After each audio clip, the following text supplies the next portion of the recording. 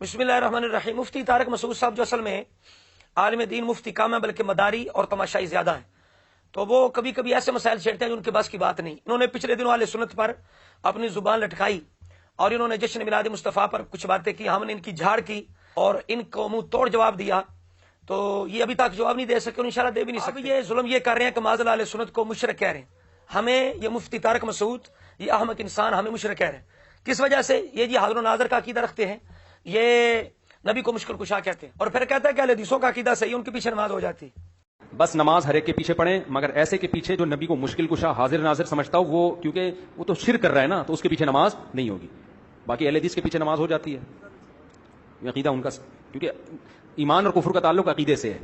میں مفتی طارق سے پہلے یہ کہتا ہوں، تجھے اتنا پتہ نہیں کہ تمہارے امام، تمہارے بزرگ اشرف علی تھانوی نے اس بات کا اظہار کیا کہ اگر مجھے احمد رضا کے پیچھے موقع ملتا تو میں نماز پڑھ لیتا۔ اپنی حیاتی امداد دیکھو، اس و اکابر اپنی کتابیں دیکھو، دو کتابوں کے اندر تمہارے تھانوی کا یہ قول لکھا ہوا ہے، اگر مجھے احمد رضا کے پیچھے موقع ملتا میں نماز پڑھ لیتا۔ تو آپ کو شرم نہیں آتی؟ آپ کی کیا حیثیت اپنے اس بڑے کے سامنے، جب آپ کا بڑا امام یہ کہہ رہا ہے کہ میں احمد رضا کے پیچھے نماز پڑھ لیتا، حالانکہ اعلی حضرت کا وہی عقیدہ ہے جو ہمارا عقیدہ ہے۔ آپ اپنی حیثیت دیکھیں مفتی طارق صاحب، آپ کہہ رہے ہیں جی ان کے پیچھے نہ پڑھو، اہل حدیثوں کے پیچھے پڑھ لو، اور آپ اتنے جاہل ہیں، احمق ہیں، آپ کو اتنا پتہ نہیں کہ اہل حدیث آپ کو مشرک کہتے ہیں، چونکہ جو عقیدے ہمارے ہیں وہی آپ کے بڑوں کے عقیدے ہیں، ان کی کتابیں وہی کچھ لکھا ہوا ہے، وہ بھی آپ کو مشرک کہتے ہیں، چونکہ آپ نے آہستہ آہستہ اپنا عقیدہ بدلا ہے، آپ نے آہستہ آہستہ اپنا عقیدہ ان بابیوں والا بنایا ہے، آپ کے بڑوں نے وہی کچھ لکھا جو ہمارا نظریہ ہے، اس وجہ سے کر کے آپ پہلے دھوکہ دیتے رہے، اہل سنت بن کے آہستہ آہستہ آپ بابی بنتے گئے۔ تو اب آپ کو اتنا پتہ نہیں کہ اہل حدیث کے کتنے گندے عقیدے ہیں۔ یہ تفسیر ہے 1305 صفحہ، یہ نکالیں، آپ کے پاس ہوگی، صلاح الدین یوسف کی، اس نے 1305 صفحے پر ایک مشرکوں کافروں کے بارے میں آیت ہے، تو اس کے تحت اس نے رسول اللہ، مولا علی، عبد القادر جیلانی کی توہین کی ہے، مردہ کہا ہے، اور اہل سنت کو مشرک کہا ہے۔ اگر مفتی طارق میں ہمت ہے یا اس کے ہم جماعتیوں، تو ان کی اس تفسیر کا دفاع کریں اگر اہل حدیث کے عقیدے صحیح ہیں۔ اب اس کے بعد میں کہتا ہوں کہ حاضر و ناظر کا مطلب اب یہ لے رہے ہیں کہ ایک بندہ کسی دور جگہ بزرگ اور کہنا وہ یہاں بھی ہو سکتا ہے یا وہ دور سے دیکھ سکتا ہے، تو یہی آپ کہتے ہیں نا، اس کو حاضر نظر کہہ کہ آپ شرک کہہ رہے ہیں، اور یعنی کوئی دور سے مشکل کشائی کرے تو آپ اس کو شرک کہہ رہے ہیں۔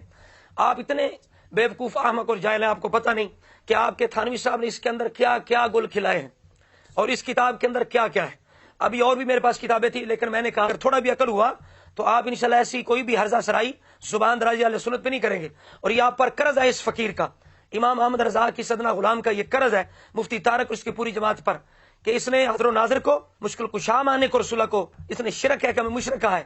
تو میں کہتا ہوں کہ قرآن و سنت کے دلائل تو الحمدللہ ہمارے پاس بے شمار ہماری کتابوں کے اندر واضح ہیں، لیکن آج میں صرف تمہاری کتابوں سے تمہیں آئینہ دکھاؤں گا کہ تمہارے بڑے کیا لے کے ہیں۔ یہ دیکھو، یہ امداد المشتاق ہے اور مکتبہ رحمانیہ کی چھپی ہوئی، یقیناً آپ کے پاس ہوگی۔ اس کا صفحہ نمبر جو ہے وہ 44 پر 77 155 پر آپ نے شیخ عبد القادر جیلانی کو غوث اعظم لکھا ہے، غوث اعظم تھانوی نے لکھا ہے، غوث اعظم۔ بتاؤ غوث اعظم کا کیا مطلب ہے؟ صفحہ نمبر 45 پر ہے کہ شیخ عبد القادر جیلانی نے دور سے ڈوبتا ہوا جہاز بچا لیا۔ آپ بتاؤ یہ مشکل کشائی ہے یا نہیں؟ آپ اشرف علی تھانوی نے اس واقعے کو لکھا، بتاؤ یہ فتویٰ لگے گا؟ اور اسی طرح یہ کتاب ہے ان کے پیر و مرشد امداد اللہ مہاجر مکی رحمۃ اللہ علیہ کے بارے میں، تو کیا اشرف علی تھانوی اور امداد اللہ مہاجر مکی پر شرک کا فتویٰ لگاؤ گے؟ جس توپ کا، شرک والی توپ کا منہ ہماری طرف کر کے تم نے گولے برسائے ہیں، وہ کیا تم وہ توپ کا منہ ان کی طرف کرو گے؟ اگر تیرے اندر صداقت ہے مفتی طارق، ہمیں تو مشرک کہہ رہے ہو کہ جو دور سے کسی بزرگ کو مشکل کشائی کرنے والا مانے اور حاضر و ناظر مانے تو وہ مشرک ہوتا ہے، تو اب کیا فتویٰ لگے گا اشرف علی تھانوی پر، امداد اللہ مہاجر مکی پر؟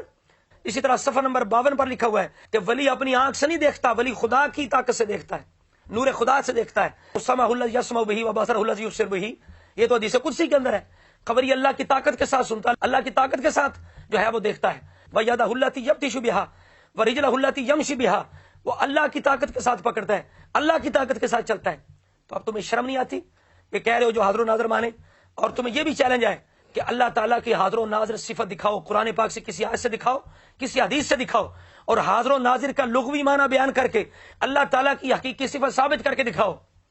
اگر تیرے اندر جرأت ہے تو حاضر و ناظر حقیقی معنی میں اللہ ہو نہیں سکتا، اللہ تعالیٰ اس چیز سے پاک ہے، اللہ تعالیٰ عالم الغیب والشہادہ علیم بذات الصدور ہے۔ تم نے اپنی طرف سے حاضر و ناظر اللہ کی صفت خاصہ قرار دے کر پھر اس وجہ سے رسول اللہ کے لیے عقیدہ جو ہے شرکیہ قرار دیا، میں کہتا ہوں مفتی طارق مسعود حاضر و ناظر کا لغوی معنی بیان کر کے ثابت کرے کہ کیا اللہ تعالیٰ کے لیے یہ ثابت ہو سکتا ہے اللہ تعالیٰ کی شان ہے یا قرآن و سنت کے اندر کہیں بھی حاضر و ناظر کا لفظ اللہ کی شان کے لیے آیا ہے؟ یہ مفتی طارق پر یہ قرض ہے۔ اسی طرح یہ میرے پاس فریدات راغب ہے، اس کے اندر وہ معنی کرتے ہیں اشہود و شہادت ہو کہ شہادت کیا ہوتی ہے، کیونکہ رسول اللہ کے لیے قرآن پاک کہتا ہے یا ایھا النبی انا ارسلناک شاہدا، ہم نے آپ کو شاہد بنا کر بھیجا۔ اب معنی سنو امام راغب سے کہ شاہد کون ہوتا ہے؟ اشہود و شہادت الحضور مع المشاہدۃ اما بالبصر او بالبصیرہ، یعنی شاہد وہ ہوتا ہے جو حاضر ہو مشاہدہ کے ساتھ، چاہے وہ نظر کے ساتھ ہو چاہے بصیرت کے ساتھ ہو۔ یہ دیکھو صفحہ نمبر 118 پر تھانوی نے لکھا ہے، آپ نے ایک بزرگ کی بات لکھی ہے، کہتا ہے کہ بزرگ کہتا ہے کہ میں حتیم میں تھا، حتیم کعبہ میں کھڑا تھا، تو میں نے وہاں کہا تم لوگ 360 یا کم یا زیادہ اولیاء یہاں رہتے ہو، تم سے کسی غریب کی مشکل حل نہیں ہوتی، تو پھر تم کس مرض کی دوا ہو؟ ہاں جی، جو نبی کو مشکل کشا مانے وہ مشرک ہے، تو جو حرم کعبہ میں بھی ولیوں کو مشکل کشائی کے لیے پکارے وہ کون ہے؟ فتویٰ لگاؤ مفتی طارق مسعود اگر ہمت ہے تو۔ اسی طرح صفحہ نمبر 76 پہ لکھا کہ علم غیب نبی ولی کو ہوتا ہے، ہاں جی علم غیب نبی ولی کو ہوتا ہے۔ صفحہ نمبر 93 پر تمہارے اشرف علی تھانوی لکھتا ہے میں نے دہلی میں ایک ابدال کو دیکھا تھا، ایک آن واحد میں مختلف مقامات پر دیکھا جاتا تھا۔ ہاں جی حاضر و ناظر کسے کہتے ہیں؟ مفتی مسعود لگاؤ فتویٰ اشرف علی تھانوی پر۔ آگے دیکھو اسی طرح کر کے بیداری میں زیارت رسول 99 صفحہ پر لکھا ہوا ہے، بیداری میں زیارت رسول، یہ تمہارے بڑوں کا عقیدہ ہے۔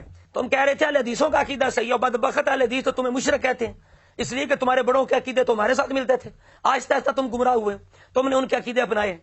تمہارے اس نے لکھا ہے کہ بیداری میں رسول اللہ کی زیارت ہوتی تھی اور ہو سکتی ہے۔ اسی طرح تمہارے گنگوئی کا واقعہ ہے کہ جناب ایک دن میں حرم کعبہ میں تھا اور ایک بزرگ کے پاس بیٹھا ہوا تھا، ایک اور درویش آ گیا، تو جس کے پاس بیٹھا ہوا تھا وہ اس درویش سے کہتا ہے کہ بھائی تمہارے دل میں بڑی اچھی چیز ہے، کہنے لگے تمہارے قلم ایک عورت کی شبیہ ہے، اس کی ناک ایسی ہے، اس کی آنکھیں ایسی ہیں، اس کے بال ایسے ہیں، غرض کے تمام حلیہ بیان کر دیا۔ اس وقت درویش بہت نادم ہوا اور اقرار کیا بے شک سچ ہے، ابتدا میں جوانی میں ایک عورت سے مجھے عشق ہو گیا تھا، ہر وقت اس کے دھیان میں رہنے سے اس کی شبیہ میرے قلم میں آ گئی، اب جب کبھی طبیعت بے قرار ہوتی ہے تو آنکھیں بند کر کے میں دیکھ لیتا ہوں۔ ہمارے بڑے تو دلوں سے سارا کچھ دیکھ لیتے ہیں، ہم اگر رسول اللہ کے بارے میں عقیدہ رکھے تو کہتے ہو مشرک ہے۔ شرم کرو کچھ مفتی مسعود، تمہارا کم صرف مداری کرنا ہے، تم تماشائی ہو، تمہارا کیا کام ہے ممبر کے ساتھ؟ اب دیکھو آگے تمہارے گنگوئی صاحب کی کرامت اس سے بڑی ہے۔ تمہارے گنگوئی صاحب کہتے ہیں کہ وہ بندہ تو تکلف کرتا تھا نا، آنکھیں بند کرتا تھا، میری حالت ایسے رہی برسوں کئی سال تک کہ میں حاجی صاحب مکہ میں ہوتے تھے اور یہ گنگو میں ہوتے تھے، لیکن یہ حاجی صاحب سے ایسے باتیں کرتے تھے جیسے کوئی بندہ سامنے بیٹھا ہوتا ہے۔ اس وقت یہ واٹس ایپ نہیں تھی، کیمرہ نہیں تھا، اس وقت یہ انٹرنیٹ نہیں تھا۔ طارق مسعود تو تمہارا گنگوئی جو ہے وہ مکہ میں رہنے والے شخص سے سامنے بیٹھ کے باتیں کرتا ہے، اب لگاؤ فتویٰ جو نبی کو حاضر و ناظر کہے وہ مشرک ہے۔ اسی طرح کر کے پھر کہتا ہے رسول اللہ کے ساتھ یہی تعلق رہا، تمہارا گنگوئی کہتا ہے، تھانوی لکھتا ہے کہ رسول اللہ کے ساتھ یہی تعلق رہا کہ رسول اللہ سے بھی ہم کلام ہوتے تھے۔ اب بتاؤ حاضر و ناظر کسے کہتے ہیں؟ اب بات لمبی ہو جائے گی، میں زیادہ لمبی گفتگو نہیں کرتا، بہت اختصار کے ساتھ واقع بیان کر رہا ہوں۔ یہ کتاب پڑھنے والی امداد المشتاق، یہ تمام سنی بھائی خریدیں، اور طارق مسعود بھی خود پڑھ کے لوگوں کو جمعے پہ سنایا کرے، پتہ لگے اس کا۔ طارق مسعود یہ امداد المشتاق سے درس دو تجھے پتہ چلے۔ اسی طرح صفحہ نمبر 115 پر یہ واقعہ ہے کہ ایک جلا مرید تھا، یہ ہمارے تھانوی کے دادا پیر کا جلا مرید تھا، وہ ایک دفعہ مزار پر آیا، عرض کیا میں پریشان ہوں، روٹیوں کا محتاج ہوں، کچھ دستگیری کیجئے، مشکل کشائی کریں۔ قبر پہ جا کے پیر کے کہتا ہے حکم ہوا تم کو ہمارے مزار سے 2 آنے آدھ آنے روز ملا کریں گے، تو اسی طرح روزانہ ان کو قبر سے 2 آدھ آنے مل جایا کرتے تھے۔ ہاں جناب، اسی طرح یہ کتاب قصص الاکابر، اس کے اندر صفحہ نمبر یہ 40 پر لکھا ہوا ہے کہ تمہارا جو سید تھا نا احمد بریلوی، سنیے حضرات گرامی سنیے کہ تھانوی لکھ رہا ہے کہ ان کا جو سید احمد تھا بریلوی، اس سے علماء مناظرہ کرنا آئے تو اس نے دعا کیا ہے اللہ مجھ کو رسوا نہ کیجیو، حق تعالیٰ نے امام اعظم اور شیخ بو علی کی روح کو حکم دیا کہ جواب میں اعانت کرو، چونکہ امام صاحب کی روح میرے طرف تھی اور شیخ کی روح بائیں طرف تھی، جو وہ کہتے تھے میں کہہ دیتا تھا۔ ہاں جی، آپ کے بڑوں کی تو مدد کرنے کے لیے اللہ روحیں بھیج دیتا ہے، امام اعظم کی روح، بو علی کی روح، ایک دائیں ایک بائیں۔ تمہارے سید احمد کی جناب مشکل کشائی ہو رہی ہے وصال کے بعد، حاضر و ناظر کسے کہتے ہیں، مشکل کشائی کسے کہتے ہیں؟ مفتی طارق۔ اب دیکھیے روحیں جو ہے وہ سوال کے جوابات بتا رہے ہیں، مشکل کشائی کر رہے ہیں۔ میں مزید مفتی طارق کو ان کے بزرگوں کا عقیدہ دکھاؤں کہ وہ کس طرح مشکل میں रसूल अल्लाह बुजुर्गों को पुकारते थे। ये सुनो मुफ्ती मसूद इमदादुल्लाह महाजर मक्की, तुम्हारा पीरो मुर्शिद, फतवा शिरक का लगाना है, क्योंकि यह अकीदा अगर हमारा होता मुशरक है, तुम्हारा पीर और दादा पीर अगर यही अकीदा रखे तो वो मुशरक क्यों नहीं, शिरक का फतवा लगाना। ये नहीं कहना कि बुजुर्ग जहां गलत हमें छोड़ दो, ना, ऐसी बात नहीं है। अगर हमारे लिए शिरक का फतवा है तो इनके लिए भी शिरक का फतवा। ये नहीं कि तुम्हारा अपना हो तो उसके लिए और दीन और हम हो तो हमारे लिए और दीन, फतवा एक जैसा होना चाहिए। यही फतवा तुमने अपने पीर उस्ताद दादा उस्ताद पे लगाना है। कहते हैं सख्त, ये कुल्लियात इमदादिया के अंदर है, सख्त मुश्किल में फंसा हूं आजकल, ए मेरे मुश्किल कुशा फरियाद है जी। इसी तरह अशरफ अली थानवी लिखता है शजरा तैयबा चिश्तिया साबरिया के अंदर, खोल दे दिल में दरे इल्म हकीकत मेरे रब, हादिये आलम अली मुश्किल कुशा के वास्ते, हादिये आलम अली मुश्किल कुशा के वास्ते। तुम्हारे बुजुर्ग तो रसूलुल्लाह को और मौला अली को मुश्किल कुशा कह रहे हैं, तुम कह रहे हो ये लोग जो रसूलुल्लाह को मुश्किल कुशा कहते हैं उनके पीछे नमाज नहीं होती, तो तुम्हारे दादा पीर के पीछे नमाज होती थी, तुम्हारे थानवी के पीछे नमाज होती थी। इसी तरह तुम्हारे मोहम्मद अली देवबंदी ने शाह अब्दुल अजीज मुहद्दिस दिलवी के मतलब लिखा है कुतुबे दीन मुश्किल कुशा अब्दुल अजीज मखज़न अहमदी किताब के अंदर। हाजी इमदादुल्लाह ने मजीद ये कहा या रसूलुल्लाह किबरिया फरियाद है, या मोहम्मद मुस्तफ़ा फरियाद है। अशरफ अली थानवी ने लिखा नशर-ओ-तीब के अंदर, दस्तगीरी कीजिए मेरे नबी, कश्म कश में तुम्ही हो मेरे नबी। लगाओ फतवा जो हम पर मुश्किल कुशाई की वजह से लगाया।